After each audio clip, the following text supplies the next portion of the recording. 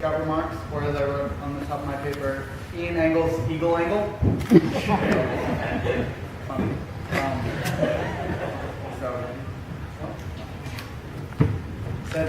I know that I should start off by thanking everyone in attendance for coming here today. Most of the people here know that I have to thank one person in particular. This is the person that is going to receive my mentor pin. The mentor pin, for those of you who don't know, each scout is given one. It looks just like this. It's much like the mom and dad pin, but it's got mentor at the bottom. And it's given to the person that the scout gives it that they thought helped them the most along their trail to Eagle. By the end of the line, by the end of the trail, most scouts know their mentor, and I certainly know mine. My mentor, who I hope to come up her name is Mrs. Cameron today.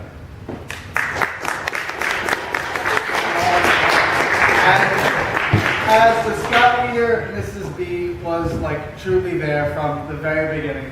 Always certainly a vocal member of our troop. She led like almost all the scouting trips and events. She never failed to command the authority of whatever room she stepped into. Like she said, like seriously, when you heard her voice, it felt like something was wrong. And if she called out her name, something was even worse. She successfully motivated the scouts to do their jobs, even if just like for fear that she would find out that they didn't do the job. It was just that the fact that the order came from Miss B was reason enough to do it. More importantly, she was arguably the most important person to help me with the running of the troop, both when I was an assistant senior SPL and when I was senior patrol leader. Knowing that if the kids didn't listen to me, they would for sure listen to you was something that was a great relief when we had to get things done. And that was just directly related to the troop. As an aside, on like scouting events and even non-scouting events, like you took me in like as a son, your fourth son, including Dylan, which we all do. Going to like being to your house for dinner, like getting told by my mother that you constantly wanted to know how I was doing in college, just cemented in my mind how much I knew you really cared about me. And I used to think, I was like, Miss B, like you have so much potential. Like you have such a drive to get things accomplished. I said you could have been doing anything, but instead you were our assistant scoutmaster. And for that, I couldn't be more grateful. So please, Mrs. D, come up and accept me.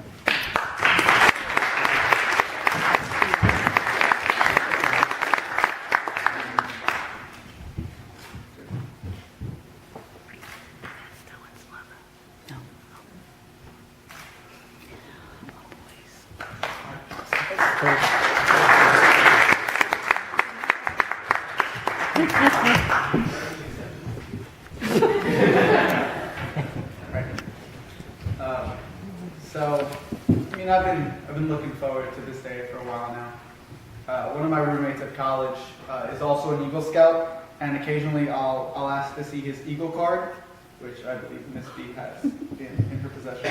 The card is a normal sized card, like regular, nothing particularly special about it aside from the gold lettering that's embossed on it. And I always like to hold it though, because in my mind it's the manifestation of a decade of work.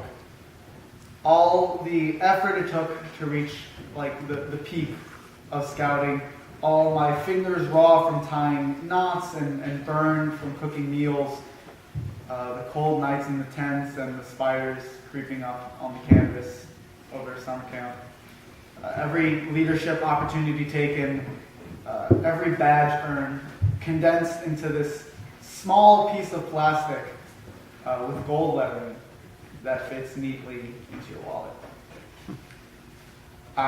Holding it like I longed for that card, to have one and to have one to call my own. Just like I've truly longed for this day. The day today is really the same as that card. Like the card, it's a sign of a job completed. Like the card, it's a representation of effort put into a task.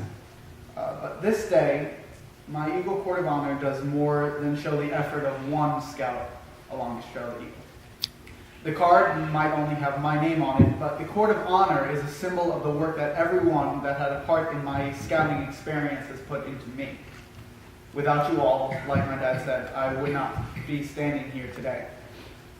For some, it was the work put into my Court of Honor in particular, like Ms. Cacciola. Thank you for organizing the crazy amount of letters that people sent to me, from letters from the president, like, and the Hershey's Company, just wide range that I liked. That's some hard work right there. For many others, it was helping me personally along the trail to Eagle, like Mr. Standing. Thank you. For those of you who don't know, he helped me out with personal management in the final weeks of my 17-year-old life. He helped me finalize personal management as an accountant in April. So while he was helping me do all this work, he was filing taxes for like everyone. Last, for personal people, a big thank you must be to Ms. B for constantly pushing me to get things done on time and reminding me that things need to be actually done on time. Thank you to all the adults who came and helped me on my Eagle project. Without you, kids probably would have sawed off some arms and legs. I don't know.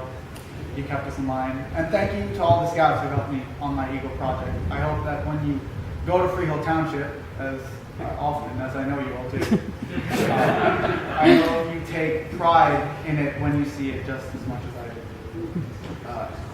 Lastly, a big thank you must be given to my parents. From the very beginning, you two encouraged me to participate in scouting to the fullest. I mean, early on, you probably saw very few downsides. You thought, like, he learns to cook his own food and he's away on the weekends, sign me up. But because of introducing me to scouting, and through scouting, you guys have done more for me, both in and out of scouting, than I could ever understand or thank you for. And I know that I don't always seem appreciative of your actions and your kindness to me, but I figured a nice public gesture like this should.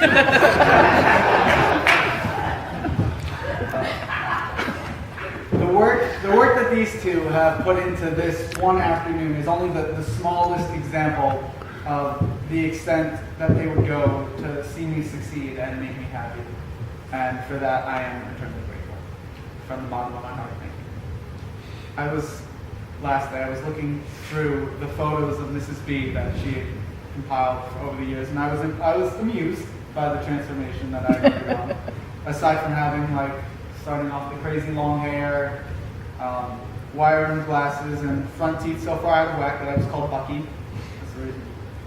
I noticed the progression in scouting as well.